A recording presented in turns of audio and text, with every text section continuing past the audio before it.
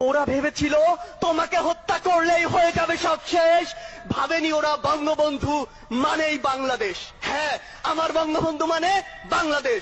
ওই শেখ মুজিবুর রহমান 1971-এর পরে এই বাংলাদেশের অস্তিত্ব, এই বাংলাদেশের যে সার্বভৌমত্ব সেটি নষ্ট করে দিয়েছিল বাংলাদেশের মাননীয় প্রধানমন্ত্রী দেশরত্ন শেখ হাসিনা।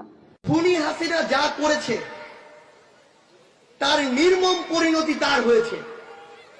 এর চেয়ে লজ্জাজনক বিদায় বাংলাদেশের ইতিহাসে এর আগে কোনোদিন কোন প্রধানমন্ত্রী হয়নি, আগামীর বাংলাদেশও হবে না। মাননীয় প্রধানমন্ত্রীকে বলতে চাই, মাননীয় প্রধানমন্ত্রী, মীর জাফরেরা কখনো দূরে থাকে না। মীর জাফরেরা আপনার আশেপাশে ঘুরতি মেরে আছে, যারা এখন এমন রূপ ধারণ করছে যেটি হয়তো আপনি বুঝতে পারছেন না। আমরা সেই 75-এ দেখেছি বঙ্গবন্ধুর কত কাছে ওই মোস্তাক ছিল।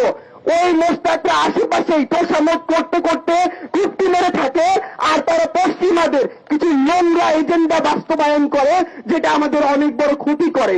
ওই মোস্তাকদের নোংরা চক্রান্তে 75-এ আমরা আমাদের বঙ্গবন্ধুকে হারিয়েছি, কিন্তু আজকে 2024 সালে দাঁড়িয়ে ওই মোস্তাক রূপধারী কিছু ভণ্ড লিবারেল যারা পশ্চিমাদের এজেন্ডা বাস্তবায়ন করছে, তারা যে 24 সালে দাঁড়িয়ে আমাদের তরুণ প্রজন্মকে ধ্বংস না করে, আমাদের তরুণ প্রজন্মকে হারাতে না হয়, সেজন্য এখনই আমাদের সচেতন হতে হবে।